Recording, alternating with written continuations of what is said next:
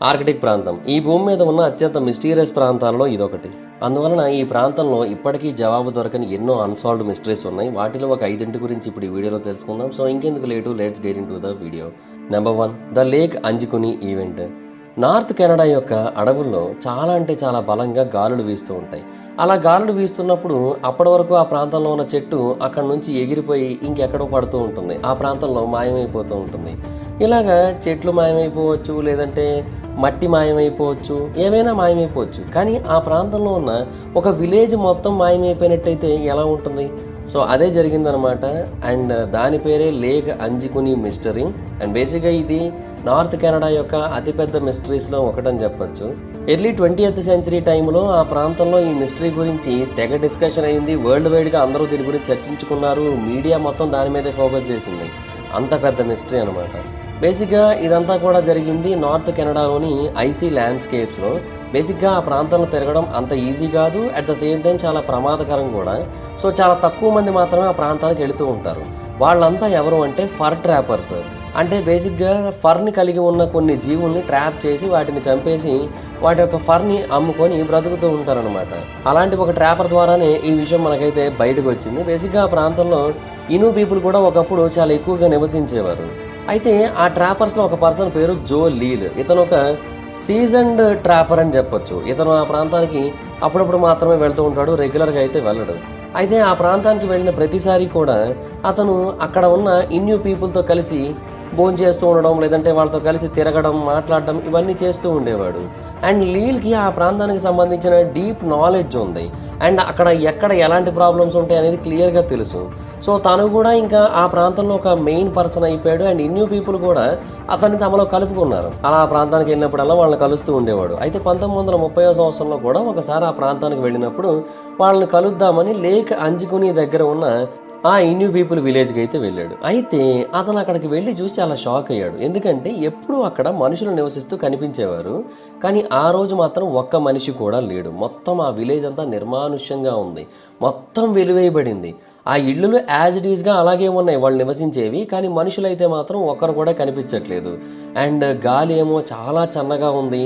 And దూరం నుంచి ఏవేవో వింత వింత ఐస్ క్రాకింగ్ శబ్దాలు లాంటివి వస్తూ ఉన్నాయి. అండ్ ఆ ప్రాంతంలో ఫుడ్ కూడా వదిలేసి వెళ్ళిపోబడింది. అండ్ ఫైర్స్ కూడా ఆ ప్రాంతంలో కొద్ది రోజుల క్రితమే మండినట్టుగా కనబడుతోంది. అండ్ అలాగే చార్డ్ రిమైన్స్ ఇవన్నీ కూడా కనబడుతున్నాయి ఆ ప్రాంతంలో. సో వాళ్ళకి సడన్గా ఏమైందనేది అర్థం కాలేదు. కానీ వాళ్ళందరూ కూడా ఉన్నపాటుగా ఆ ప్రాంతాన్ని వదిలేసి అక్కడ నుంచి వెళ్ళిపోయారో లేదంటే మాయమైపోయారో అని అయితే అతనికి అనిపించింది. అలా వాళ్ళ కోసం సెర్చ్ చేస్తున్న టైంలో ఆ ప్రాంతానికి కొంచెం దూరంలో 7 డాగ్స్ ఆకలితో చనిపోయి ఆ మంచు కింద కూరుకుపోయి కనిపించాయి అతనికి.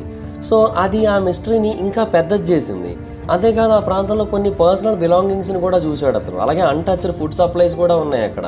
అలాగే కొన్ని డెసిగ్రేటెడ్ గ్రేవ్ కూడా ఉంది అక్కడ.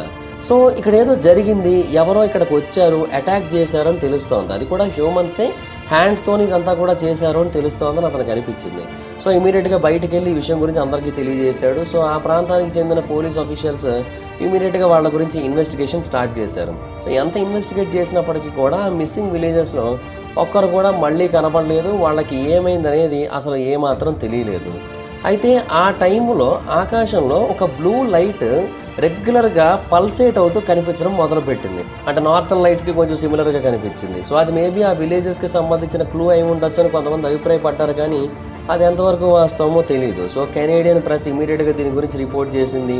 25 ఫ్యామిలీస్ ఉన్న విలేజర్స్ పిల్లలతో సహా ఆ ప్రాంతంలో మాయమైపోయారు అని. ఆ తర్వాత ఆ న్యూస్ వరల్డ్ వైడ్గా స్ప్రెడ్ అయింది. సో పబ్లిక్ కూడా దాని గురించి ఎక్కువగా మాట్లాడుకున్నారు. రకరకాల థియరీస్ వచ్చాయి ఆ టైంలో దాని గురించి. కొన్ని అయితే జెన్యూన్గా అనిపించాయి, కొన్ని ఏమో అసలు నమ్మదగిందిగా లేదు.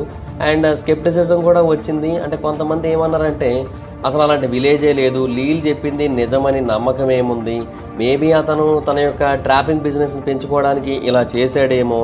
అండ్ ఇంకొక పర్సన్ చెప్పింది ఏంటంటే అతని యొక్క ట్రాపింగ్ లైసెన్స్ వచ్చిందే కొన్ని వారాల క్రితం లేదంటే కొన్ని నెలల క్రితం అంట. సో మరి అలాంటప్పుడు అతను వాళ్ళతో రెగ్యులర్గా ఎలా మాట్లాడతాడు, వాళ్ళు ఇతన్ని ఎలా కలుపుకుంటారు అంటే అతను లైసెన్స్ లేకపోయినా కూడా ముందు నుంచే అక్కడ తిరుగుతూ ఉండేవాడు, వేటాడుతూ ఉండేవాడని తర్వాత ఇంకొక ఇన్ఫర్మేషన్ బయటకు వచ్చింది. బట్ ఏదైనా సరే ఇంకొంతమంది అఫీషియల్స్ చెప్పింది ఏంటంటే ఆ ప్రాంతంలో అంటే అంత రిమోట్ లొకేషన్లో మనుషులు నివసించడమే చాలా కష్టం. సో అలాంటి ప్రాంతంలో 25 ఫ్యామిలీస్ నివసించడం అనేది చాలా పెద్ద విషయం. సో అందువల్ల ఇది నిజంగా జరిగే అవకాశాలు లేవు అని కూడా కొంతమంది అయితే అభిప్రాయపడుతూ వచ్చారు. మరి కొంతమంది ఏమో ఏలియన్ అబ్డక్షన్ కోసం చెప్పారు. తెలిసిందేగా ఏలియన్స్ ఖచ్చితంగా వస్తాయి ఎవరైనా మనుషులు మాయమైపోయారు అంటే. సో అలాగా మల్టిపుల్ థియరీస్ అయితే వచ్చాయి. బట్ ఏది వాస్తవం అనేది ఎవరికీ తెలియదు. సో ఇప్పటికీ కూడా ఈ లేక్ అంచుకుని విలేజ్ మిస్టరీ ఒక మిస్టరీగానే మిగిలిపోయింది. హాయ్ ఫ్రెండ్స్, మీరు ఎప్పుడైనా సరే 5,000 రూపాయల ప్రోడక్ట్ 250 రూపాయలకి రావడాన్ని గమనించారా? లేదు కదా. కానీ అమెజాన్, ఫ్లిప్కార్ట్ లాంటి కంపెనీస్ ఏం చేస్తూ ఉంటాయంటే కొన్ని గోల్డెన్ హవర్స్ టైంలో మెగా డీల్స్ ఇస్తూ ఉంటాయి. ఆ డీల్స్ టైంలో ఒక్కొక్క ప్రోడక్ట్ మీద 90% నుంచి 95% వరకు డిస్కౌంట్ అయితే ఉంటుంది. అయితే ఈ డీల్స్ కోసం మీరు కాన్స్టెంట్గా ఆ యాప్స్ చెక్ చేస్తూ ఉండలేదు కదా. కానీ మీకోసం నేను వాటన్నిటిని కూడా కాన్స్టెంట్గా చెక్ చేస్తూ ఉంటాను. అండ్ దాంట్లో ఎప్పుడు ఏ డీల్ పెట్టినా కూడా ఇమీడియట్గా మీకు ఆ ప్రోడక్ట్ని అయితే షేర్ చేస్తాను. మీరు ఇమీడియట్గా ఆ ప్రోడక్ట్ని పర్చేస్ చేయొచ్చు దాని నుంచే. అండ్ అంతేకాదు కొన్ని ఎక్స్ట్రాడినరీ ప్రొడక్ట్స్ ఉంటాయి, వాటిని మీరు బయట ఎక్కడ కూడా చూడరు. వాటి గురించి కూడా నేను మీకు షేర్ చేస్తాను. మీరు సింపుల్గా చేయాల్సింది ఒకటే, కింద డిస్క్రిప్షన్లో మన టెలిగ్రామ్ ఛానల్ లింక్, మన వాట్సాప్ ఛానల్ లింక్, మన ఇన్స్టా బ్రాడ్కాస్ట్ ఛానల్ లింక్ ఉంటాయి. వీటిలో మీరు ఏ యాప్ ఎక్కువగా వాడతారో ఆ యాప్కి సంబంధించిన లింక్ మీద క్లిక్ చేసి ఆ యాప్లో ఉన్న మన ఛానల్ని ఫాలో అవ్వండి. దాంట్లో రెగ్యులర్గా చాలా ప్రొడక్ట్స్ అయితే మీకు అప్డేట్ అవుతూ ఉంటాయి. అండ్ ఆ ప్రొడక్ట్స్లో మీకు ఏది నచ్చినట్టయితే దాన్ని మీరు కొనుగోలు చేయొచ్చు వెంటనే. సో డిస్క్రిప్షన్లో లింక్స్ ఉన్నాయి, వెంటనే ఫాలో అవ్వండి. Number 2, valley of death. Valley of death అనేది చాలా అంటే చాలా ప్రమాదకరమైంది. అట్ ద సేమ్ టైం చాలా ఇంట్రెస్టింగ్ కూడా. ఇది రష్యాలోని కాట్కా పెనిన్సులాలో ఉంటుంది. ఇది చాలా అంటే చాలా పెద్ద ల్యాండ్స్కేప్ ఇది. దీంట్లో మిస్టరీ ఉంటుంది, మరణము ఉంటుంది. అందుకనే దీన్ని వ్యాలీ ఆఫ్ డెత్ అని పిలుస్తూ ఉంటారు. భూమి మీద ఉన్న మోస్ట్ హాస్టైల్ జియోలాజికల్ ఫార్మేషన్స్ ఇది కూడా ఒకటి. అండ్ ఈ ప్రాంతంలో చాలామంది చనిపోయారు. శాస్త్రవేత్తలు ఈ ప్రాంతంలో ఎన్నో ఏళ్లుగా పరిశోధనలు చేస్తున్నారు. ఎంతోమంది ఇక్కడ ఏముందో పూర్తి స్థాయిలో తెలుసుకోవడానికి ట్రై చేస్తున్నారు, అయినా కూడా కుదరట్లేదు. కానీ డెఫినెట్గా ఇక్కడ ఏదో ప్రాబ్లం అయితే ఉంది. అందుకని చాలామంది అయితే చనిపోతున్నారని అయితే చాలామంది నమ్ముతూ ఉంటారు. ఈ ప్రాంతం చాలా అందంగా ఉంటుంది, అట్ ద సేమ్ టైం చాలా ప్రమాదకరంగా కూడా ఉంటుంది అమ్మాయిలాగా. ఇక్కడ వాల్కానిక్ యాక్టివిటీ కూడా చాలా ఎక్కువే. అండ్ ఇక్కడ క్లైమేట్ కూడా ఎప్పటికప్పుడు మారిపోతూ ఉంటుంది. ఇది రష్యా యొక్క ఈస్ట్ భాగంలో ఉంటుంది. అండ్ ఈ వ్యాలీ ఆఫ్ డెత్ అనేది 20వ శతాబ్దంలో కనుగొనబడింది. అండ్ దీంట్లో కొన్ని చిన్న చిన్న వ్యాలీస్ కూడా ఉన్నాయి. అవన్నీ కూడా వాల్కానిక్ రాక్స్ వల్ల ఫామ్ అయినవి అవన్నీ కూడా. అండ్ బేసిక్గా ఈ ప్రాంతంలో కొన్ని మెస్మరైజింగ్ వ్యూస్ అయితే ఉంటాయి. ఎస్పెషల్లీ దీని యొక్క ల్యాండ్స్కేప్ని క్యాప్చర్ చేయడానికి కొన్ని వేల మంది టూరిస్టులు ప్రతి ఏడాది కూడా ఈ ప్రాంతానికి వస్తూ ఉంటారు. ఎందుకంటే అంత అద్భుతంగా ఉంటుంది. అయితే ప్రాబ్లం ఏంటి అంటే అంత అందమైన ఈ ల్యాండ్లో ఎన్నో జంతువుల యొక్క శవాలు కూడా మనకు కనబడుతూ ఉంటాయి. అంటే ఏదో మిస్టీరియస్ ఫోర్స్ ఈ ప్రాంతంలో ఉన్న జంతువులన్నింటినీ చంపేస్తున్న ఫీలింగ్ మనకు కలుగుతూ ఉంటుంది వాటన్నింటినీ చూసినప్పుడు. ఎక్కడ పడితే అక్కడ జంతువుల యొక్క మృతదేహాలు, కళేబరాలు కనబడుతూ ఉంటాయి మనకి. అండ్ ఈవెన్ కొంతమంది మనుషులు కూడా చనిపోయారు ఆ ప్రాంతంలో. అండ్ ఎవరైతే బాగా డీప్గా దాని గురించి తెలుసుకోవడానికి ట్రై చేస్తారో వాళ్ళు కూడా చనిపోయారు. లోకల్స్ యొక్క ఎస్టిమేషన్ ఏంటంటే సుమారుగా 80 మంది మనుషులు ఈ వ్యాలీలో ఇప్పటి వరకు చనిపోయారంట. సో చాలా ప్రమాదకరమైందే కదా. సో దీని గురించి తెలియాలంటే 1930లలో 2 హంటర్స్ మొట్టమొదటిసారిగా ఈ ప్రాంతంలో వేటాడడం కోసం వచ్చారు. అండ్ వాళ్ళు వేటాడుతున్న టైంలో విపరీతంగా హెడేక్స్ రావడం స్టార్ట్ అయ్యాయి. అండ్ అంతేకాకుండా వాళ్ళకి ఏదో ప్రమాదం జరగబోతుందనే కైండ్ ఆఫ్ ఫీలింగ్ అయితే వచ్చింది. అండ్ ఇమీడియట్గా వాళ్ళు అక్కడే చనిపోయారు. అండ్ ఆ తర్వాత వాళ్ళ బాడీస్ని రికవర్ చేయడానికి కూడా చాలా టైం పట్టింది. అలాగా గత కొన్ని దశాబ్దాలుగా ఈ ప్రాంతంలో వింత వింత మరణాలు జరుగుతున్నాయి. వాళ్ళు ఎందువల్ల చనిపోయారంటే తెలీదు. సడన్గా తలనొప్పులు వస్తుంటాయి, సడన్గా బాడీలో ఏదైతే జరుగుతూ ఉంటుందో వాళ్ళు చనిపోతూ ఉంటారు. అలాగే జంతువులు కూడా ఎలాంటి ఎక్స్టర్నల్ ఇంజురీస్ని కూడా కలిగి ఉండవు, కానీ చనిపోతూ ఉంటాయి. సో అటాప్సీలో తెలిసేది ఏంటంటే వాటి యొక్క లంగ్స్లోని వాటి యొక్క బ్లడ్ పూర్తిగా నిండిపోయి ఉంటుంది. సో ఏదో ఇన్విజిబుల్ కిల్లర్ వాటిని చంపేస్తున్న ఫీలింగ్ అయితే వస్తూ ఉంటుంది. సో అలాగే 1970ల వరకు కూడా వీటి గురించి మనకి ఏమీ తెలియదు. బట్ అప్పుడు మాత్రం ఒక సైంటిఫిక్ ఇన్వెస్టిగేషన్ జరిగింది. సో దీని యొక్క మిస్టరీ అప్పుడు కొంతవరకు క్లారిటీ వచ్చింది. శాస్త్రవేత్తలు ఆ టైంలో చేసిన పరిశోధనలో తెలిసింది ఏంటి అంటే అక్కడ ఏవైతే కొన్ని పక్షులు చనిపోయాయో వాటి యొక్క బాడీని పూర్తి స్థాయిలో పరిశోధనలు చేసినప్పుడు అక్కడ ఉన్న వ్యాలీ యొక్క వాల్కానిక్ రాక్ నుంచి కొన్ని పాయిజనస్ గ్యాసెస్ రిలీజ్ అవుతున్నాయని తెలిసింది. అండ్ ఆ గ్యాసెస్ కారణంగానే ఇవి చనిపోతున్నాయి. అంటే స్ట్రాంగ్ విండ్స్ లేవు ఈ ప్రాంతంలో. స్ట్రాంగ్ విండ్స్ ఉన్నట్టయితే మేబీ అలా స్ప్రెడ్ అవుతూ అంత ప్రమాదకరంగా ఉండవు అనమాట. కానీ ఇక్కడ అలా కాదు, స్ట్రాంగ్ విండ్స్ లేకపోవడం వల్ల అవి అక్కడే ఉండిపోతున్నాయి. సో అందువల్ల వ్యాలీలో ఎయిర్ చాలా ప్రమాదకరంగా మారిపోయి ఏ జంతువు వెళ్ళినా కూడా అదొక డెత్ ట్రాప్ లాగా మారిపోయి అవి చనిపోతున్నాయి అనమాట. మనుషులు వెళ్ళినా కూడా అలాగే జరుగుతుంది. మనుషులు కూడా అందువల్లే చనిపోతున్నారు. అండ్ చిన్న చిన్న పక్షులు చనిపోతున్నాయి. అండ్ అలా చనిపోతున్న వాటిని వేరు వేరు జంతువులు తిందామని ఆ ప్రాంతానికి వెళ్తున్నాయి. అంటే బేసిక్గా అట్రాక్ట్ చేస్తూ ఉంటాయి కదా. ఇప్పుడు మన దగ్గర కూడా మనం చూసినట్టయితే ఏదైనా కాకి చనిపోయింది అనుకోండి, దాన్ని తినడానికి చాలా స్ట్రీట్ డాగ్స్ వస్తూ ఉంటాయి. సేమ్ అలాగే చనిపోయిన పక్షులను తినడానికి ఫాక్సెస్, ఈగిల్స్, వాల్వరిన్స్, బేర్స్ ఇవన్నీ వస్తూ ఉంటాయి. ఇది ఒక 1.2 మైల్ ప్రాంతం వరకు కూడా స్ప్రెడ్ అయి ఉందంట.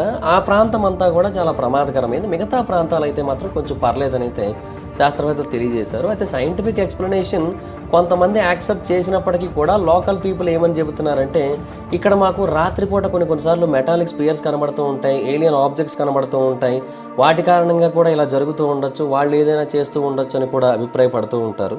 అండ్ ఇంకొంతమంది లోకల్స్ ఏమంటారంటే, గవర్నమెంట్ ఆ ప్రాంతంలో ఏదో సీక్రెట్ ఆపరేషన్ వంటిది చేస్తోంది, అండ్ దాని కారణంగా కూడా ఇక్కడ అలాంటి విషపూరితమైన వాయువులు రిలీజ్ అవుతున్నాయి. సో అందువల్లే మనుషులు అండ్ జంతువులు కూడా చనిపోతున్నాయని కూడా చెబుతూ ఉంటారు. సో ఇలాగా మల్టిపుల్ కైండ్ ఆఫ్ ఒపీనియన్స్ అయితే వినిపిస్తూ ఉంటాయి. బట్ ఏది ఏమైనప్పటికీ కూడా చాలా ప్రమాదకరమైన ప్రాంతం అని తెలుసుకొని కొన్నాళ్ళ తర్వాత ఆ ప్రాంతానికి టూరిస్టులను అయితే ఆపేశారు. బట్ ఆ తర్వాత మళ్ళీ కొన్ని జాగ్రత్తలు తీసుకున్న తర్వాత మళ్ళీ అక్కడికి కొంతమందిని అయితే అలౌ చేయడం స్టార్ట్ చేశారు. బేసిక్గా అక్కడ చాలామంది చనిపోయారు కదా, అలాగే జంతువులు కూడా చనిపోయాయి కదా, వాటన్నిటిని కూడా కంప్లీట్గా రిమూవ్ చేసి ఆ ప్రాంతాన్ని కొంచెం క్లీన్ చేసిన తర్వాత ఆ ప్రాంతాన్ని ఓపెన్ చేశారు పబ్లిక్ కోసం. Number 3, Sannikov land and the lost Soviet polar expedition. Polar exploration యొక్క హిస్టరీ చూసుకున్నట్టయితే కొన్ని చాలా స్ట్రేంజ్గా, కొన్ని చాలా ట్రాజిక్గా ఎండ్ అవుతూ ఉంటాయి. అలాంటి వాటిలో బ్యారాన్ ఎడ్వర్డ్ వాన్ యొక్క స్టోరీ కూడా ఒకటని చెప్పొచ్చు. అతనికి ఆ సానికోవ్ అనే ఒక ల్యాండ్ని ఎలాగైనా చేరుకోవాలని చాలా గట్టి కోరిక ఉంది. అదొక ఫ్యాంటమ్ ఐలాండ్. అంటే దాని గురించి కొన్ని కథల్లో వినడం, చాలామంది చెప్పుకుంటే వినడం తప్ప అలాంటిది నిజంగా ఉన్నట్టు ఎవరికీ తెలియదు. కానీ అది ఐసీ అంటార్క్టికా ఓషన్ మధ్యలో ఉందని చాలామంది గట్టిగా నమ్ముతూ ఉంటారు. ఇతను ఒక ప్రామినెంట్ రష్యన్ ఎక్స్ప్లోరర్. 19వ శతాబ్దం టైంలో చాలా ఎక్కువగా ఎక్స్ప్లోరేషన్స్ అవి చేస్తూ ఉండేవాడు. తన యొక్క ఎక్స్పెడిషన్స్ అన్నీ చాలా పాపులర్ కూడా. అండ్ 1900 నుంచి 1902 మధ్యలో అతను తన యొక్క ఎక్స్పెడిషన్ అయితే స్టార్ట్ చేశాడు. బట్ అదే లాస్ట్ ఎక్స్పెడిషన్ అవుతుందని అతనికి తెలియదు. బట్ ఆ మిథికల్ ల్యాండ్ కోసం వెతుకుతూ తన ప్రాణాలను అయితే అతను కోల్పోయాడు. యాక్చువల్గా శతాబ్దాల కాలం నుంచి కూడా సానికోవ్ ల్యాండ్ కోసం అందరూ వెతుకుతున్నారు. 1810 నుంచే దానికోసం వెతకడం మొదలుపెట్టారు. సో దాదాపు ఒక శతాబ్దం ముందు నుంచే వెతుకుతున్నారు అనమాట. ఇద్దరు రష్యన్ ఎక్స్ప్లోరర్స్ మొట్టమొదటిగా దీని గురించి వెతికి దీని గురించి కొన్ని పుస్తకాల్లో మెన్షన్ చేశారు. ఇది సైబీరియన్ ఐలాండ్స్లో ఉంది, రష్యా యొక్క నార్త్ భాగంలో ఉంది, ఇక్కడ అంతులేని నిధి నిక్షేపాలు ఉన్నాయి, ఇలాంటివన్నీ కూడా చెప్పారు. అక్కడ మిస్టీరియస్ బ్లూ ఫాగ్ కూడా ఉంది, మనం దాన్ని పీలిస్తే చాలు చాలా ఆరోగ్యవంతులుగా మారిపోతాం, వీటన్నిటిని కూడా రాశారు. సో అప్పటి నుంచి వీటి గురించి వెతికే వాళ్ళ సంఖ్య ఇంకా ఎక్కువైపోయిందనమాట. సో ఆర్టిక్ ప్రాంతంలోనే ఇది ఉందని తెలుసుకొని చాలామంది ట్రై చేశారు, బట్ ఇంత గట్టిగా ట్రై చేయలేదు. బట్ ఈ పర్సన్ మాత్రం చాలా గట్టిగా ట్రై చేశాడు ఆ ఎనిగ్మాటిక్ ఐలాండ్ గురించి తెలుసుకోవడం కోసం. 1886 నుంచి కూడా అతను ట్రై చేస్తూ వచ్చాడు. కాకపోతే ఇనీషియల్గా ఫెయిల్ అయ్యాడు, కానీ మళ్ళీ వెళ్ళడానికి అయితే నిర్ణయించుకున్నాడు. సో దాని యొక్క రహస్యాలన్నీ బయట పెట్టాలి, దాని గురించి అందరికీ తెలియజేయాలి, నేనే టాప్ అవ్వాలి, ఇలాంటి ఒపీనియన్స్ చాలా ఉండేవి అతనికి. సో 15 ఏళ్ల తర్వాత మళ్ళీ తన యొక్క వోయాజ్ని అయితే స్టార్ట్ చేశాడనమాట. సో తన యొక్క ఎక్స్పెడిషన్లో భాగంగా అతను పెరిల్ నుంచి బయలుదేరాడు. తనతో పాటుగా ఇంకొక 20 మంది క్రూ మెంబర్స్ అయితే ఉన్నారు. వాళ్ళు అందరూ కలిపి ఒక పెద్ద షిప్లో వాళ్ళ యొక్క ప్రయాణాన్ని మొదలుపెట్టారు. అయితే కొన్నాళ్ళ వరకు వాళ్ళ ప్రయాణం బాగానే కొనసాగింది, కానీ అది పూర్తిగా కనబడే లోపే వాళ్ళ షిప్ ఐస్ లోపల చిక్కుకుపోయింది. అతను మరియు ఇంకొక 3 క్రూ మెంబర్స్ బయటికి రావడానికి ట్రై చేశారు, కానీ వాళ్ళ వల్ల కాలేదు. మిగతా వాళ్ళు బయటకు వచ్చేసారు, కానీ వీళ్ళైతే మాత్రం ఆ షిప్లోనే చిక్కుకుపోయారు. అండ్ ఆ తర్వాత అలాగే గడ్డగట్టుపోయి అక్కడే చనిపోయారు. ఆ తర్వాత ఆ షిప్ ఏమైందో తెలియదు, వాళ్ళు ఏమయ్యారో తెలియదు. వాళ్ళని చివరిసారిగా బెన్నెట్ ఐలాండ్ దగ్గర చూసినట్టుగా అయితే మాత్రం కొంతమంది తెలియజేస్తూ ఉంటారు. అయితే ఆ తర్వాత వీళ్ళ బోటు మునిగిపోయాక కొంతసేపు రెస్క్యూ కోసం ట్రై చేశారు, కానీ ఎవరు రాలేదు. సో వేరే ఆప్షన్ లేక వాళ్ళు సౌత్ వైపు వెళ్ళి అలా చనిపోయారని కూడా కొంతమంది తెలియజేస్తూ ఉంటారు. సో ఇలాగా మల్టిపుల్ ఒపీనియన్స్, మల్టిపుల్ స్టోరీస్ అయితే వినబడుతూ ఉంటాయి. సో చాలా రికార్డ్స్లో, చాలా డైరీస్లో వీళ్ళ గురించి అయితే మెన్షన్ చేశారు. అయితే బెన్నెట్ ఐలాండ్ దగ్గర వీళ్ళు నిర్మించుకున్న ఒక షెల్టర్ అయితే ఆ తర్వాత కనబడింది. సో అప్పుడు కొంతమంది ట్రస్ట్ చేశారు, ఓకే వీళ్ళు నిజంగానే ఆ ప్రాంతంలో ఉన్నారు, ఆ ప్రాంతంలో ఏవైతే జంతువులు ఉన్నాయో వాటిని చంపి తిని వీళ్ళు బతికారు కొన్నాళ్ల పాటు. ఆ తర్వాత ఇంకెక్కడికో ప్రయాణిస్తున్న టైంలో వీళ్ళ షిప్ మునిగిపోయింది అని అయితే అర్థమైంది. బట్ మొత్తానికైతే మాత్రం వాళ్ళు ఆ సానికోవ్ ల్యాండ్ యొక్క ట్రేసెస్ని కనుక్కోక ముందే వాళ్ళైతే చనిపోయారని అయితే క్లియర్గా తెలుస్తోంది కదా. సో ఆ తర్వాత 1937లో ఒక సోవియట్ ఐస్ బ్రేకర్ వీళ్ళ యొక్క షిప్కి సంబంధించిన కొన్ని పార్ట్స్ని కనుక్కున్నది ఆ ఐలాండ్కి దగ్గరలోనే. అయితే కొంతమంది శాస్త్రవేత్తలు ఏమంటారంటే, అసలు ఆ సానికోవ్ ఐలాండ్ అనే ఐలాండ్ ఇప్పుడు ప్రస్తుతానికి లేదు, ఒకప్పుడు ఉండేదేమో. బట్ ఆ తర్వాత కోస్టల్ ఎరోజన్ కారణంగా పెరుగుతున్న నీటి మట్టం కారణంగా అది కంప్లీట్గా డిసప్పేర్ అయిపోయింది. ఇప్పుడు అసలు అది ఏమాత్రం లేదు అనేది తెలియజేస్తూ ఉంటారు. బట్ దానికోసం వీళ్ళు వెతుక్కుంటూ వెళ్ళి ప్రాణాలు కోల్పోయారు అనేది ఇక్కడ మెయిన్ పాయింట్ అనమాట. సో అక్కడ చాలా పెద్ద మొత్తంలో ఐస్ ఉంటుంది అండ్ పర్మాఫ్రోస్ట్ రీజన్ కూడా ఉంటుంది కాబట్టి డెఫినెట్గా అక్కడ ప్రయాణం అనేది చాలా కష్టమే. బట్ దానికోసం తెగించి అతనైతే వెళ్ళాడు, ఇంకా ప్రాణాలను అయితే కోల్పోయాడు. బట్ ఎగ్జాక్ట్గా ఎలా చనిపోయాడు అనేది అయితే మాత్రం ఇప్పటికీ ఒక మిస్టరీ. ఎందుకంటే బెన్నెట్ ఐలాండ్ నుంచి వెళ్ళిన తర్వాత మరి ఎక్కడ చనిపోయారు? సో అది కదా ప్రాబ్లం ఇక్కడ. Number 4, the ping. బేసిక్గా పింగ్ అనగానే మనకి ఈ BGMI లేదంటే PUBG లేదంటే ఫ్రీ ఫైర్ ఇలాంటివి గుర్తొస్తాయేమో. బట్ దానికి సంబంధించింది కాదు, కంప్లీట్గా డిఫరెంట్ పింగ్ ఇది. ఈ పింగ్ న్యూనో టెరిటరీలోని రిమోట్ అండ్ ఐసీ వాటర్స్లో వస్తూ ఉంటుంది. ఈ న్యూనో టెరిటరీ అనేది నార్థన్ కెనడాలో ఉంటుంది. ఇది చాలా అంటే చాలా పెద్ద సౌండ్ మిస్టరీ అని చెప్పొచ్చు. ఇది న్యాచురల్గానే క్రియేట్ అయింది, న్యాచురల్గానే పెద్దదైంది. లోకల్స్, శాస్త్రవేత్తలు అందరూ కూడా దీని గురించి చాలాసార్లు డిస్కషన్స్ చేసుకొని చాలాసార్లు మాట్లాడుకుని ఈ పింగ్ ఏంటో అర్థం కాక కన్ఫ్యూజ్ అయిన సందర్భాలు ఎన్నో ఉన్నాయి. బేసిక్గా ఈ పింగ్ అనేది వైల్డ్ లైఫ్ నుంచే వస్తుంది. సో ఏదో ఒక జంతువు ఈ సౌండ్ క్రియేట్ చేస్తూ ఉండొచ్చు అని చాలామంది అనుకున్నారు. కానీ ఏ జంతువు లేని ప్రాంతం నుంచి కూడా ఆ సౌండ్ వస్తూ ఉంటుంది. సో అది ఎలా సాధ్యం అనేది ఎవరికి కూడా అర్థం కాలేదు. బేసిక్గా ఈ న్యూనో ప్రాంతం అనేది హంటింగ్ గ్రౌండ్, అంటే చాలామంది ఇక్కడ జంతువులను వేటాడుతూ ఉంటారు. సో లోకల్ కమ్యూనిటీ వాళ్ళు ఇక్కడ ఎక్కువగా నివసిస్తూ ఉంటారు జంతువులను వేటాడడం కోసం. సో కొంతమంది చెప్పింది ఏంటంటే మేబీ ఇక్కడ జంతువుల్ని వేటాడుతున్నప్పుడు ఒకరితో ఒకరు కమ్యూనికేట్ చేసుకోవడానికి కొంతమంది మనుషులే అలాగా సౌండ్లు చేస్తూ ఉండొచ్చేమో అనే కైండ్ ఆఫ్ ఒపీనియన్ కూడా కొంతమంది తెలియజేశారు. సో ఆ కైండ్ ఆఫ్ ఒపీనియన్ కూడా ఉంది. ఆ తర్వాత భూమి లోపల నుంచి కూడా వింత వింత శబ్దాలు వస్తున్నాయి అనే కైండ్ ఆఫ్ క్వశ్చన్ కూడా ఇక్కడ వస్తూ ఉంటుంది. అంటే అది జంతువుల నుంచి కాదు, మనుషుల నుంచి కాదు, భూమి లోపలే కొన్ని క్రాక్స్ వస్తూ ఉన్నాయి. ఆ క్రాక్స్ కారణంగా పింగ్ సౌండ్ అయితే క్రియేట్ అవుతుంది అని అయితే ఇంకొంతమంది అభిప్రాయపడుతూ ఉన్నారు. సో ఇలాగా మల్టిపుల్ కైండ్ ఆఫ్ థియరీస్ అయితే వినబడుతూ ఉంటాయి దీని గురించి. అది ఎంతవరకు వాస్తవం అనేది ఎవరికి కూడా పూర్తిగా తెలీదు.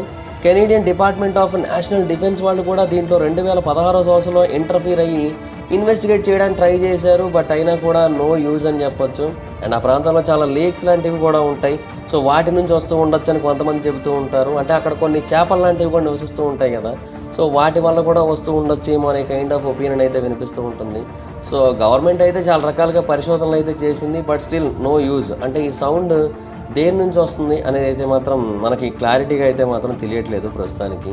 అండ్ ఒక్కొక్కసారి సడన్గా సౌండ్ ఆగిపోతుంటుంది కొన్నాళ్ల పాటు, తర్వాత మళ్ళీ వస్తూ ఉంటుంది. సో మేబీ భూమి లోపల జరుగుతున్న కొన్ని మార్పుల వల్లే ఇలాంటి శబ్దాలు వస్తూ ఉండొచ్చు అనే కైండ్ ఆఫ్ అనుమానం కూడా వస్తుంది. సో ప్రస్తుతానికైతే ఆ పింగ్ యొక్క సోర్స్, అంటే ఆ సౌండ్ ఎక్కడి నుంచి వస్తుంది, దాని యొక్క పర్పస్ ఏంటి, ఇదైతే మాత్రం ఎవరికి తెలియదు. జస్ట్ కొన్ని స్పెక్యులేషన్స్ మాత్రమే ఉన్నాయి. అండ్ కొంతమంది లోకల్ పీపుల్ ఆ శబ్దం మా కాళ్ళ కింద నుంచే వస్తున్నట్టు, మా చుట్టుపక్కల నుంచే వస్తున్నట్టు అనిపిస్తుందని చెబుతూ కొంతమంది ఎవిడెన్స్లుగా ఉన్నారంతే, అంతకుమించి ఇంకేమీ లేదు. సో దాని గురించి ఇంకా ఏమాత్రం క్లారిటీ అయితే లేదనమాట. అండ్ ఫైనల్గా number 5, the lost Franklin expedition. 19వ శతాబ్దం యొక్క మధ్యలో కెప్టెన్ సర్ జాన్ ఫ్రాంక్లిన్ అనే పర్సన్ చేసిన ఈ ఎక్స్పెడిషన్ చరిత్రలోని one of the greatest maritime మిస్టరీస్లో ఒకటని చెప్పొచ్చు. బ్రిటిష్కి చెందిన ఎంతోమంది దీని గురించి తలను బద్దలు కొట్టుకునేలా చేసింది ఈ మిస్టరీ. ఆర్టిక్ ఫ్రాంక్లిన్ అలాగే అతని యొక్క క్రూ మెంబర్స్ అందరూ కూడా అన్నోన్ ఐసీ వాటర్స్లో మాయమైపోయారు. వాళ్ళు ఏమయ్యారనేది ఇప్పటికీ తెలియదు. వాళ్ళు మాయమైపోయే శతాబ్దం దాటిపోయింది. వాళ్ళ గురించి వెతకడం మొదలుపెట్టి కూడా శతాబ్దం దాటిపోయింది. అయినా కూడా వాళ్ళు ఏమయ్యారనేది తెలియట్లేదు. సర్వైవింగ్ ఆప్షన్స్ ఏమన్నా ఉన్నాయా అంటే లేవు. కానీ వాళ్ళు కొన్నాళ్ల పాటు సర్వైవ్ అయ్యారు అనే పాయింట్ అయితే తెలుస్తోంది. ఈవెన్ అతని యొక్క షూ లేసుల్ని తిని కూడా అంతకుముందు అతను చాలాసార్లు సర్వైవ్ అయ్యాడు ఆయన. సో ఫ్రాంక్లిన్ అనే పర్సన్ ఎలాంటి టఫ్ కండిషన్ ఎదురైనా కూడా బతకడానికే ప్రియారిటీ ఇస్తారు తప్ప చనిపోవడానికి అయితే కాదు. సో వదిలిపెట్టాడు అనమాట. అతనికి ఆశ అనేది చావదు బ్రతకడానికి. సో అంత టఫ్ పర్సన్, అలాంటి పర్సన్ ఏమైపోయాడు, ఎలా చనిపోయాడు, అది ఇప్పటికీ అర్థం కాని ఒక పెద్ద మిస్టరీ.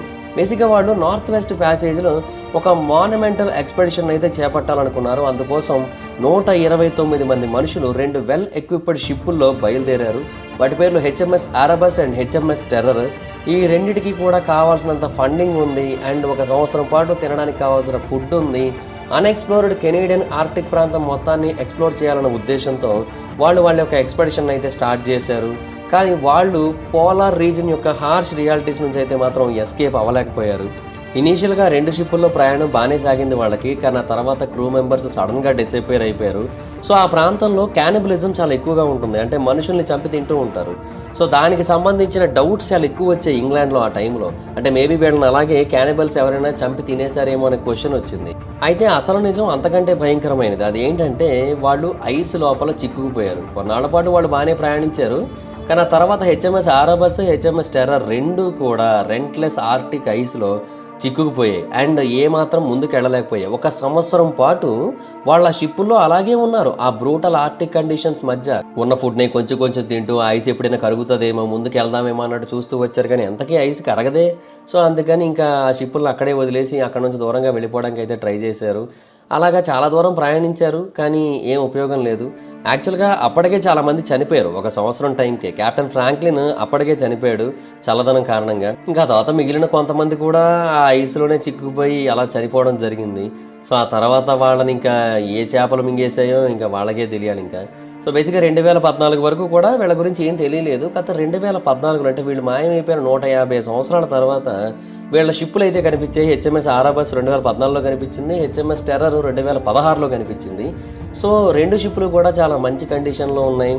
అండ్ ఇన్ఫ్యాక్ట్ అందులో దీనికి సంబంధించిన డీటెయిల్స్ అన్నీ ఉన్నాయి. అంటే వాళ్ళు 1 ఇయర్ పాటు ఎలా సర్వైవ్ అయ్యారు, ప్రతిరోజు ఏ ఫుడ్ తీసుకొని బతికారు, అండ్ ఎలాంటి బట్టలు వేసుకున్నారు, ఎలాంటి కఠినమైన పరిస్థితులు ఎదురయ్యాయి వాళ్ళకి, అలా ప్రతిరోజు గురించి అందులో మెన్షన్ చేస్తూ వచ్చారనమాట. సో వాళ్ళ సర్వైవల్కి సంబంధించిన డీటెయిల్స్ అన్నీ కూడా వాళ్ళకి తెలిసాయి అప్పుడు. హైపోథెర్మియా, స్టార్వేషన్ ఇలాంటి ప్రాబ్లమ్స్, అలాగే లెడ్ పాయిజనింగ్ కూడా వచ్చింది వాళ్ళకి. సో ఇవన్నిటి కారణంగా వాళ్ళు అయితే చనిపోయారు. సో క్యానిబలిజం అయితే జరగలేదు, కాకపోతే వాళ్ళు డెఫినెట్గా ఐస్లోనే కూరుకుపోయి సమాధి అయిపోయారనమాట. అండ్ ఆ చుట్టుపక్కల ప్రాంతాల్లో క్యానిబలిజం జరుగుతున్నట్టుగా వాళ్ళకి తెలిసింది. సో అందుకని ఆ ఐలాండ్ వైపు వెళ్లకుండా వేరే వైపు వెళదాం అనుకున్నారంట. కానీ ఆ వేరే వైపు ల్యాండ్ తక్కువ దూరంలో లేదేమో, చాలా దూరంలో ఉన్నట్టుంది. సో అందుకని వాళ్ళందరూ కూడా చనిపోయారని అయితే తెలుస్తుంది. సో అలాగా ఇది one of the mysterious expedition అని చెప్పొచ్చు. ఇప్పటికీ కూడా వాళ్ళందరూ ఎగ్జాక్ట్గా ఎలా చనిపోయారు అనేది అయితే మనకు క్లారిటీ లేదు. ఆ పర్సన్ గురించి అయితే క్లారిటీ ఉంది. మిగతా వాళ్ళందరూ కూడా సముద్రంలోకి వెళ్ళారు కదా, అంటే మరి చాలామంది క్రూ మెంబర్స్తో కదా స్టార్ట్ అయింది ఇది. సో వాళ్ళందరూ వెళ్ళారు కదా, సో వెళ్ళిన వాళ్ళు మరి ఎలా చనిపోయారు అదైతే తెలియదు.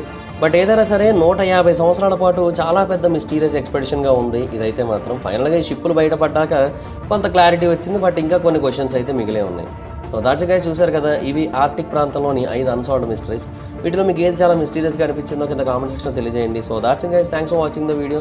ఈ వీడియో కనుక మీకు నచ్చినట్టయితే లైక్ చేయండి, వీడియో షేర్ చేయండి. ఇప్పుడు కారణం మన ఛానల్ సబ్స్క్రైబ్ చేసుకోకపోతే ఇప్పుడే సబ్స్క్రైబ్ చేసుకోండి. పక్కన బెల్ ఐకాన్ ఆన్లో పెట్టుకోండి, నా ఫర్దర్ వీడియోస్ మిస్ అవ్వకుండా చూడొచ్చు.